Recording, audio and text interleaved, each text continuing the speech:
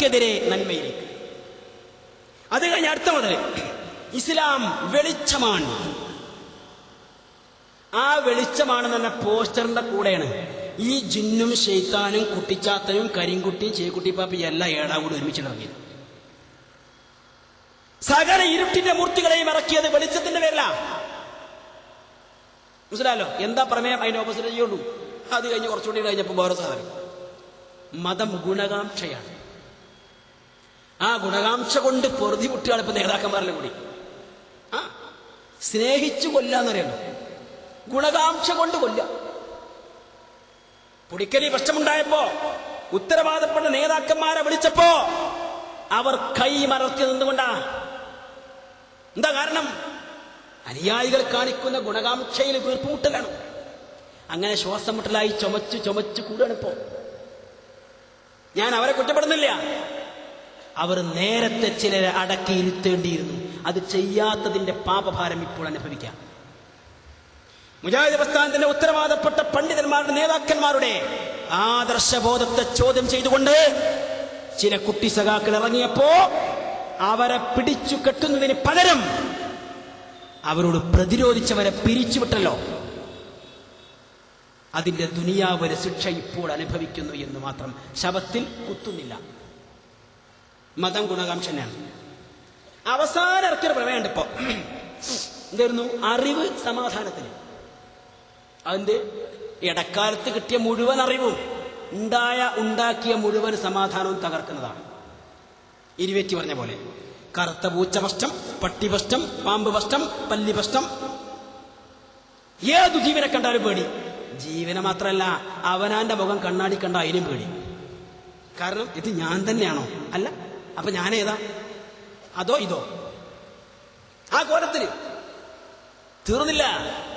ഭാര്യയെ ഉറപ്പില്ല, മക്കളെ ഉറപ്പില്ല, ബാപ്പാനെ ഉറപ്പില്ല, ഉമ്മാനെ ഉറപ്പില്ല, നാട്ടിലാരും ഉറപ്പില്ല. ഈ വിശ്വാസ ചൂഷണം ചെയ്തുകൊണ്ട് പലരും പല അതിക്രമങ്ങളും ചെയ്ത് ഇന്ന് ഇരുമ്പടികൾ എണ്ണിക്കൊണ്ടിരിക്കുന്നുണ്ട്. പക്ഷെ നമ്മൾ പ്രതീക്ഷിച്ചു ഈ ഒരു പ്രമേയമെങ്കിലും ഇവർ അന്വർത്ഥമാക്കും. അറിവ് സമാധാനത്തിന് എന്ന പ്രമേയം അന്വർത്ഥമാക്കും എന്ന് നമ്മൾ പ്രതീക്ഷിച്ചു. അങ്ങനെ പ്രാർത്ഥിച്ചു.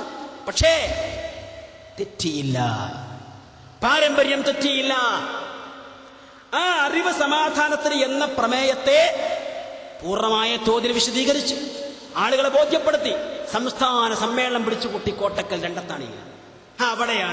അവിടെയാണ് പ്രത്യേക കൗൺസിലിംഗ് സെന്റർ, പുളിക്കലിൽ വരാനിരിക്കുന്ന കൗൺസിലിംഗ് സെന്ററിന്റെ സമ്മേളന മോഡൽ കരുതിയിരുന്നോളി. ആണും പെണ്ണും ഒക്കെ കരുതിയിരുന്നോളി. ഒക്കെ സഹിക്കേണ്ടി വരും.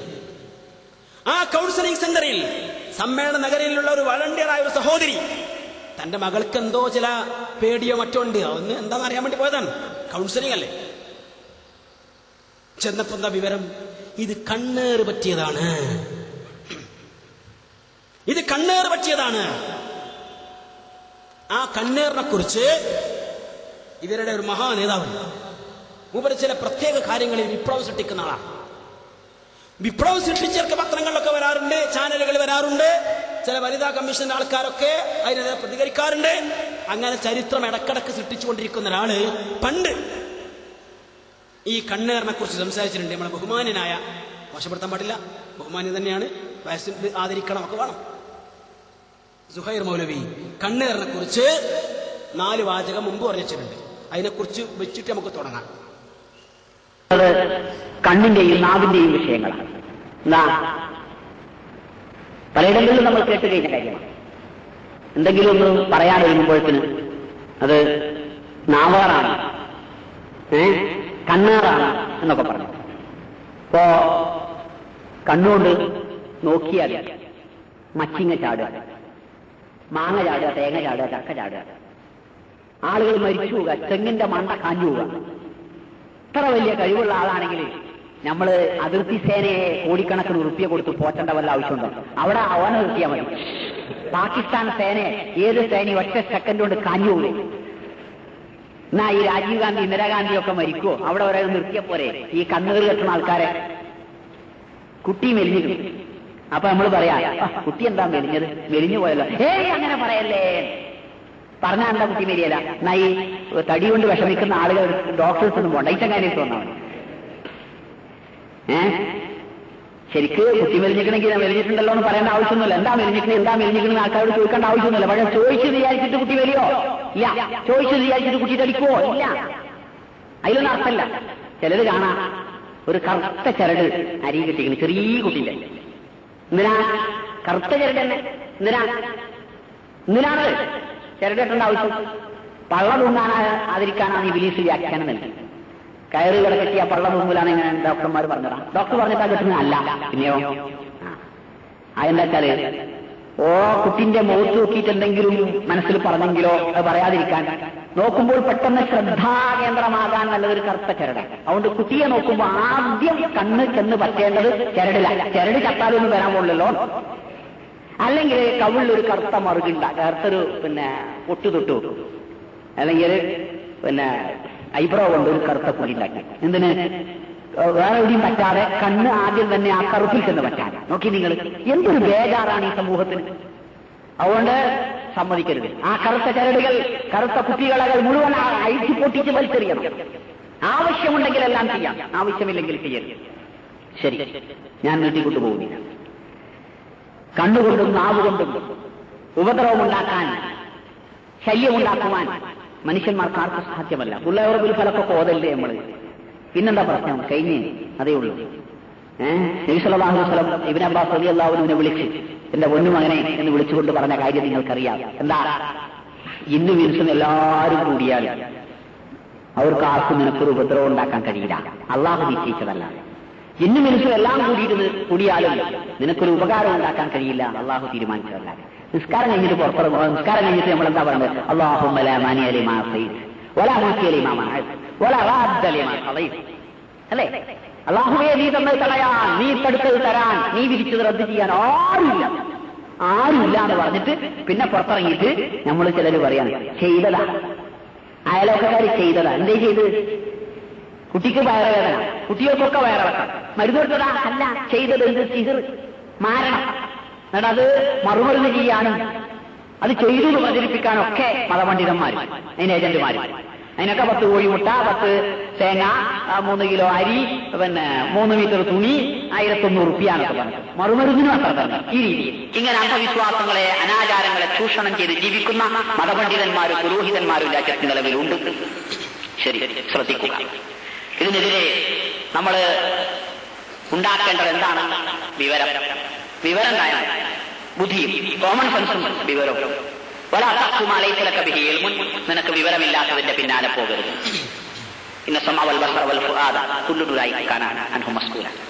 കേൾവിയും കാഴ്ചയും ഹൃദയവും ചോദിക്കപ്പെടും. എന്തേ കേട്ടു, എന്തേ കണ്ടു, എന്ത് മനസ്സിലാക്കി എന്ന് പടത്തമ്പുരാൻ വിചാരണ ചെയ്യും. അതുകൊണ്ട് സകലമാന അനാചാരങ്ങളിൽ നിന്ന് മുക്തമായി ഒരു ശുദ്ധമായ ജീവിതം നമ്മൾ നിലനിർത്തുക. അപ്പോ സുഹൈർ മൗലവി മുജാഹിദായിരുന്ന കാലത്ത് പ്രസംഗിച്ച സംഗതിയാണ്. ഞാൻ എന്താ അങ്ങനെ പറഞ്ഞു നിങ്ങൾ ചോദിച്ചാൽ അത് മൂപ്പരോട് ചോദിച്ചോളാം. ഇപ്പോൾ അദ്ദേഹം പറയുന്നതും എഴുതുന്നതും ഖുതുബ നിർവഹിക്കുന്നതുമൊക്കെ ഈ ആദർശത്തിൽ നിന്നുകൊണ്ടാണോ എന്നുള്ളത് മിനിമം ഫാറൂഖ് കോളേജ് പള്ളിയിൽ ഖുതുബ കേൾക്കുന്ന ആൾക്കാർക്കെങ്കിലും അറിയാം. ഞാൻ പറഞ്ഞു വന്നത്, ഈ കണ്ണേറിനെ കുറിച്ചാണ് നമ്മുടെ കോട്ടക്കല സമ്മേളനത്തിൽ കൗൺസിലിംഗ് സെന്ററിൽ ഒരു കുട്ടിയുടെ മാതാവിന് കൗൺസിലർ വിവരം കൊടുക്കുന്നത്. കൗൺസിലർ പുറത്തുനിന്നാരെ വിളിച്ചോടുന്നല്ല, അവനാണ് അളനും. കുറെ കൗൺസിലർമാരുണ്ട്, അതിലൊരു കൗൺസിലർ അവിടെ ഒന്ന് അടിയടത്തിയത്. ഞങ്ങൾ മുമ്പ് ചാത്തലൂരിൽ ഈ ഒരു പെണ്ണിനെ അടിച്ചപ്പോ അതിനെക്കുറിച്ച് ചെറുവാടിയിൽ പോയി പ്രസംഗിച്ചു. അത് കാരണമുണ്ട്. ഡോക്ടർമാർ എവിടുന്ന ഇറങ്ങണം, അവിടെയുള്ള പോണ്ടത്. അവിടെ ചെന്ന് പ്രസംഗിച്ചു. അപ്പോ അവിടെയുള്ള മഹാനവറുകൾ പ്രതികരിച്ചെങ്ങനെ അറിയും? ഇതൊക്കെ ഒരു VC തന്ത്രമാണ്. ഒരു കൗൺസിലർ കൗൺസിലിങ്ങിന് വേണ്ടി ഉപയോഗിക്കുന്ന രഹസ്യങ്ങൾ ചോർത്തിയെടുക്കുവാനുള്ള VC തന്ത്രമാണ്. ഞാൻ തിരിച്ചു ചോദിച്ചു, അല്ല സുഹൃത്തെ, കൗൺസിലിംഗ് എന്ന പദത്തിന്റെ സ്പെല്ലിംഗ് എങ്കിലും അറിയാൻ മാത്രമുള്ള ഭൗതിക വിദ്യാഭ്യാസം താങ്കൾക്കുണ്ടോ? കന്നൂട്ടാൻ അറിയാം. അത് വിദ്യാഭ്യാസം. മാത്രമല്ല ഏത് കൗൺസിലിംഗ് കോഴ്സിലാണ് വടിയെടുത്ത ആളുകളെ അടിക്കുക എന്നുള്ളത്? വടിയെടുത്ത് അടിക്കുക എന്നത് ഏത് കൗൺസിലിംഗിന്റെ ഭാഗമാണ്? ഇന്നുവരെ അയാൾ പ്രതികരിച്ചില്ല. കഴിഞ്ഞൊരു 6 മാസം മുമ്പ് ഞാൻ ചെറുവാടിയുടെ പ്രോഗ്രാമിൽ വരും. അന്നത്തെ സംഭവം തരും. തലേ ദിവസം ഒരു കാറിൽ കുറച്ച് ആൾക്കാർ വന്നു, ഒരു കുടുംബം. അയാൾ അവർ വന്നിട്ട് ചോദിക്കുന്നത്, ഒരു കടന്റെ മുമ്പിൽ നിർത്തി, ഡോക്ടർ ജമാലുദ്ദീന്റെ വീട് ഏതാണ്? അപ്പൊ ഇവര് പറഞ്ഞു അങ്ങനെ ആളുകൂടെ ഇല്ലല്ലോ. അപ്പൊ ഈ കുടുംബത്തിന്റെ മറുപടി, അല്ല ഉണ്ട്, മാനസിക രോഗമൊക്കെ ചികിത്സിക്കുന്ന ആളാണ്. അപ്പൊ ഇവർ വീണ്ടും പറഞ്ഞു, ഒരു ജമാലുദ്ദീൻ എന്ന പേരിൽ ഫാർമസിസ്റ്റ് ഇവിടെ ഉണ്ട്, അതെറ്റാണോ ചോദിച്ചു. അല്ലല്ല, ഡോക്ടർ തന്നെയാണ്, ഡോക്ടർ ജമാലുദ്ദീൻ. അപ്പോഴേക്ക് പറയപ്പെട്ട മഹാൻ ഇറങ്ങി വന്ന് ഇവരെ വിളിച്ചുകൊണ്ടേ. ഞാൻ എന്റെ പ്രസംഗത്ത് പറഞ്ഞു, ചെറുവാടിക്കാർ ഭയങ്കര സൗഭാഗ്യമാണ്. 10ാം ക്ലാസ് പാസ്സാവാതെ, 12ാം ക്ലാസ് എഴുതാതെ, എൻട്രൻസിന് ചേരാതെ, കോച്ചിങ്ങിന് പോവാതെ, MBBS പഠിക്കാതെ തന്നെ 8ാം ക്ലാസ്സുകാരന് ഡോക്ടറാവാൻ സാധിക്കുന്ന നാട് അവിടെ തുടങ്ങി. തുടങ്ങിയിരിക്കുന്ന കൗൺസിലിംഗ് ആണ് സമ്മേളന നഗരിലെത്തി. സമ്മേളന നഗരിയിൽ ഈ കുട്ടിയുടെ മാതാവിനോട് പറഞ്ഞെന്താ, ഇത് കണ്ണേറ് പറ്റിയതാണ്, ചികിത്സ പറഞ്ഞു. പക്ഷെ ആ കുട്ടിയുടെ വീട്ടുകാര് കുറച്ച് ബോധമുള്ളവരാ, അവര് രണ്ടും കേൾക്കാറുണ്ട്. അതുകൊണ്ട് അവരുടെ മഹലിലുള്ള ഖത്തീബ്, ഇവിടെ ഇടയ്ക്ക് മദീനത്തുൽ ഉലൂമിൽ അദ്ദേഹം പ്രത്യക്ഷപ്പെട്ടിരുന്നു. ആ ഖത്തീബ് കുറച്ചു കാലം. ആ മഹാൻ അവരോട് ചോദിച്ചു, കണ്ണേറ് ഫലിക്കുമെന്ന്? ആ ഫലിക്കും. അപ്പൊ ഇയാൾ ചോദിച്ചു, അല്ല ഉസ്താദെ, എങ്ങനെയാണത് അറിയാം? കണ്ണേറ് ഫലിച്ച എങ്ങനെ അറിയും? മറുപടിയില്ല. അവസാനം മുമ്പിൽ പറഞ്ഞെന്താ അറിയും, നിങ്ങൾ ഈ സർക്കസില് തീന്റെ വളയത്തിന്റെ ഉള്ളിലൂടെ സിംഹത്തെ ചാടിക്കുന്ന പോലെ എന്നെ ചാടിക്കാൻ ശ്രമിക്കുകയാണ് എന്ന് പറഞ്ഞാൽ മറുപടി ഇല്ലാതർത്ഥം. അപ്പൊ എന്താ അയാൾ പറഞ്ഞു, അയാൾ ഒരു മറുപടി പറഞ്ഞു, മറുപടി ഒന്നുമല്ല, അത് അദൃശ്യമാണ്. കണ്ണേറ് പറ്റിയതാണോ അല്ലേ എന്നുള്ള അറിവ് അദൃശ്യമാണ്. അദൃശ്യം അറിയുന്നവർ മനുഷ്യർക്കിടയിലുണ്ടോ എന്ന ചോദ്യത്തിനാണ് അദ്ദേഹം വീർത്തുപോയത്. കുറച്ചുകൂടി മുന്നോട്ട് പോയി അടുത്ത മഹലിലെ ഖത്തീബിനെ വിളിച്ചു. അയാൾ പറഞ്ഞു, കണ്ണേറ് ഫലിക്കും, പ്രതിവിധിയുമുണ്ട്. എന്താ പ്രതിവിധി? ആരെ കണ്ണാണോ തട്ടിയത് അവനെ കുളിപ്പിച്ച് ആ വെള്ളം കൊണ്ട് കണ്ണീർ തട്ടിയ ഈ കുട്ടിയെ കുളിപ്പിക്കണം. ഞാനിത് ചേളാരി നടന്ന മലപ്പുറം വെസ്റ്റ് ജില്ലാ സമ്മേളനത്തിൽ പ്രസംഗിച്ചിരുന്നു. വിശദമായി പറഞ്ഞിട്ടില്ല, ചെറിയൊരു സൂചന. അതിന്റെ പേരിൽ കുറെ ആളുകൾ കരിമ്പുരാക്കൽ കളവ് പറയുകയാണ് എന്നൊക്കെ പ്രചരിപ്പിച്ചു. പക്ഷേ സമ്മേളന നഗരിയിലുണ്ടായ അനുഭവം ഈ വീട്ടുകാർ നേർക്കുനേരെ വിവരിച്ചോടുകൂടി എല്ലാവരും മാളത്തിൽ തുടങ്ങി. ഇപ്പോ അവസ്ഥ എന്താ? എന്റെ കയ്യിലുള്ളത് ഇവിടെ സൗദി അറേബ്യ നടക്കുന്ന സാധനം, ഇസ്ലാമിക പാഠങ്ങൾ മക്കയിലാണ് വിതരണം ചെയ്യുന്നത്. ഇതില് കണ്ണേറിന്റെ ലക്ഷണം പറയുന്നുണ്ട്. എന്താ ചികിത്സ എന്നും പറയുന്നുണ്ട്. ലക്ഷണം എന്തൊക്കെയാണ്? കണ്ണേറും അതുപോലെയുള്ളതും ബാധിച്ചതിന്റെ അടയാളങ്ങൾ. മതപരമായ മന്ത്രവും വൈദ്യശാസ്ത്രവും തമ്മിൽ വൈരുദ്ധ്യമില്ല. അതിനാൽ ഖുർആനിലെ ശാരീരികവും ആത്മീയവുമായ രോഗങ്ങൾക്കുള്ള ചികിത്സയുണ്ട്. അവയവ സംബന്ധമായ രോഗങ്ങളിൽ നിന്ന് സുരക്ഷിതനായ വ്യക്തിയിൽ രോഗം പ്രകടമാവുന്നത് മിക്കവാറും ഇങ്ങനെയായിരിക്കും. എങ്ങനെ? ഇടയ്ക്കിടെ വരുന്ന തലവേദന, മുഖത്ത് മഞ്ഞ നിറം, മൂത്രമൊഴിക്കലും വിയർക്കലും അധികമാവുക, ഭക്ഷണത്തിനോട് ആഗ്രഹം കുറയുക, വിരലുകളിൽ തരിപ്പോ തണുപ്പോ ചൂടോ അനുഭവപ്പെടുക, ഹൃദയത്തിൽ പിടച്ചിൽ തോന്നുക, മുതുകിന്റെ താഴ്ഭാഗം ചുമലുകളിലും മാറിക്കൊണ്ടിരിക്കുന്ന വേദന, നെഞ്ചിൽ തടസ്സവും വിഷമവും ഉണ്ടാവുക, രാത്രിയിൽ ഉറക്കമില്ലായ്മ, സ്വാഭാവികമല്ലാത്ത കോപമോ ഭയമോ ഉണ്ടാവുക, അമിതമായി ഏമ്പക്കം വരിക, തിന്നിട്ടേ ഒറ്റപ്പെട്ടു കഴിയാനുള്ള താല്പര്യം, അലസത, ഉറങ്ങാനുള്ള ആഗ്രഹം തുടങ്ങിയ ആരോഗ്യപരമായ പ്രശ്നങ്ങൾ ഉണ്ടാവുന്നത് രോഗലക്ഷണങ്ങളാണ്. ഏത് രോഗത്തിന്റെ? കണ്ണേറ് ബാധിച്ചാലുണ്ടാകുന്ന രോഗത്തിന്റെ. എന്നിട്ട് ചികിത്സ എന്താന്ന് പറയുന്നത്? ചികിത്സ കണ്ണുവെച്ച ആളെ അറിയാമെങ്കിൽ അവനോട് കുളിക്കാൻ പറയുകയും ആ വെള്ളമെടുത്ത് കുളിക്കുകയും ചെയ്യുക. അല്ലെങ്കിൽ അവൻ കുടിച്ചതിന്റെയോ തിന്നതിന്റെയോ ബാക്കി സ്പർശിച്ച വല്ലതുമോ എടുക്കുക. എന്നിട്ട് അതിൽ വെള്ളം ചേർത്ത് കണ്ണേറ് ബാധിച്ചവൻ കുളിക്കുകയും കുടിക്കുകയും ചെയ്യുക. കഷായം 3 നേരം തേനിൽ ചാലിച്ചു കൊടുക്കുക. പിന്നെ കുറെ ഉണ്ട്, അത് ഇനി ബാക്കി നമ്മുടെ ഇഫ്തുർ റഹ്മാൻ പറയും. അയാൾ ഞങ്ങളുടെ ഇൻവെസ്റ്റിഗേഷനിലുള്ള ആളാണ്. അതുകൊണ്ട് കണ്ണേറ് ബാധിച്ചാൽ എന്താണ് ചികിത്സ, എങ്ങനെയാണ് കുളിക്കേണ്ടത്, എങ്ങനെയാണ് കുളിപ്പിക്കേണ്ടത്, ഏതൊക്കെ ഭാഗങ്ങളാണ് കുളിപ്പിക്കേണ്ടത്, എങ്ങനെ പിടിഞ്ഞു ചേർത്ത് ഔഷധ വീര്യമുള്ളതാക്കി മാറ്റണം, ഇതൊക്കെ കേൾക്കാൻ മനോഹരമല്ലെങ്കിലും കാതും കണ്ണും പൊത്തേണ്ടതുണ്ടെങ്കിലും കേൾക്കാൻ വിധിക്കപ്പെട്ടവരാണ് നമ്മൾ. ഇഫ്തുർ റഹ്മാൻ സക്കരിയുടെ ഭാഷയിലെ സലഫിയത്ത് വിടാത്ത മഹോന്നതനായ പണ്ഡിതൻ അദ്ദേഹം പറയുന്നു. കേൾക്കാൻ കുറച്ച് വിരസത ഉണ്ടാവും, പക്ഷെ കേൾക്കെല്ലാം നിർവാഹമല്ല. ഒന്ന് കേട്ടോ. ഉദാഹരണമായിട്ട് ഇപ്പൊ എന്തെങ്കിലും ഇപ്പൊ ഒരാൾ പറഞ്ഞ ഉടനെ എന്തെങ്കിലും അസുഖം സംഭവിച്ചു, അല്ലെങ്കിൽ പറഞ്ഞ ഉടനെ സംഭവിക്കും. അങ്ങനെ ആകുമ്പോൾ എന്താ പറയുക, ഇന്ന ആൾക്കാർ നമുക്ക് വ്യക്തമായിട്ട് മനസ്സിലാവും. അല്ലെങ്കിൽ സംശയമുണ്ട്, ഇന്ന ആൾക്കാരുടെ സംശയമുണ്ട്. അങ്ങനെ വരുമ്പോ എന്താ അവരോട് പോയിട്ട് പറയാം, ഇതിനുള്ള ചികിത്സ കാര്യങ്ങള്. അതിനുള്ള ചികിത്സ, അയാള് ഒതുകൊടുത്ത വെള്ളം, ശരിക്കും അതിന് ഒതുവല്ല, നമ്മൾ സാധാരണ എടുക്കുന്ന ഒതുണ്ടല്ലോ, ശരിക്കും എടുക്കുന്ന ഒതു അതല്ല ഒതു. അതിന് കുളിക്കാന്ന് പറയാറുണ്ട്, കുളിച്ച വെള്ളം എന്ന് പറയാറുണ്ട്. കുളിക്കാൻ ആവശ്യപ്പെട്ട കുളിക്കണം എന്നാണ് റസൂലിന്റെ ഹദീസിലുള്ളത്. ഓതുകൊടുക്കാൻ പറഞ്ഞാൽ ഓതുകൊടുക്കണം എന്നാണ് മറ്റൊന്നുള്ളത്. വാസ്തവത്തിൽ എങ്ങനെ ചിലത് വിശദീകരിക്കുന്നുണ്ട്. ഇത് സുനൽ വൈഹക്കിയില് ഈ ഇതിന്റെ ഈ കുളിയുടെ രൂപം വിശദീകരിക്കുന്നുണ്ട്. അത് ഇമാം സുഹരിൽ നിന്നാണ്. ഇമാം സുഹരിൽ നിന്ന് അബൂ ശിഹാബ് സുഹരി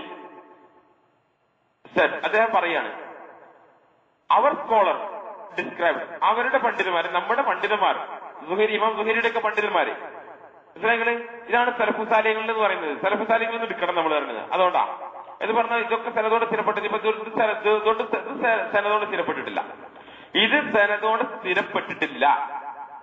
അതുകൊണ്ട് റസൂല് കുളിക്കണം എന്ന് പറഞ്ഞു, ഓതെടുക്കണം എന്ന് പറഞ്ഞു. ആ കുളിയും ഓതെടുക്കലും നിങ്ങൾ ഏതെടുക്കും?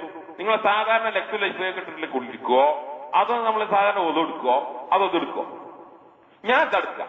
കാരണം എന്താ, ഇത് ഇമാം സൂര്യെ പോലെയുള്ള ഇമാമുകൾ അവരുടെ പണ്ഡിതന്മാർ പഠിപ്പിച്ചത് ഇതിൽ വിശദീകരിക്കുന്നുണ്ട്. ഇതെടുക്കാം. പല ആളുകൾക്ക് ഇതെടുത്തിട്ട് എഫക്ട് കണ്ടിക്കണം, മനസ്സിലല്ലോ. അപ്പോ ഇമാം സുഹരി പറയാണ്, അവർ scholars described the taking of bath as this. ഈ രീതിയിലാണ് നമ്മുടെയൊക്കെ പണ്ഡിതന്മാര് നമുക്ക് ഇങ്ങനെ ഈ കണ്ണേറാൽ അത് രോഗിന്റെ മേലെ ഒഴിക്കാൻ വേണ്ടി കുറച്ച് വെള്ളത്തിൽ കുടിച്ച വെള്ളം കൊടുക്കണം, അല്ലെങ്കിൽ ഓതെടുത്ത വെള്ളം കൊടുക്കണം എന്നുള്ള ഹദീസ് ഉണ്ടല്ലോ, അത് വിശദീകരിച്ചുകൊണ്ട് നമ്മുടെയൊക്കെ പണ്ഡിതന്മാർ ഈ കുളിയെ, ആ ഗുസ്ല് ഇങ്ങനെയാണ് എന്നാണ് നമുക്ക് അവർ വിശദീകരിച്ച്. എങ്ങനെ? A container of water is to be given to the one who cast the evil eye. ആരുടെ കണ്ണാണ് തട്ടിയെന്ന് നമുക്ക് ഉറപ്പുള്ളത് അല്ലെങ്കിൽ സംശയിക്കുന്നത്, അദ്ദേഹത്തിന് കുറച്ച് വെള്ളം കൊടുക്കുക, ഒരു ബക്കറ്റിലൊക്കെ ഒരു പാത്രത്തിലൊക്കെ കുറച്ച് വെള്ളം കൊടുക്കുക. എന്നിട്ട് അയാളെ കണ്ട് കുളിക്കാൻ പറയാം, അല്ലെങ്കിൽ ഇതിരിക്കുക.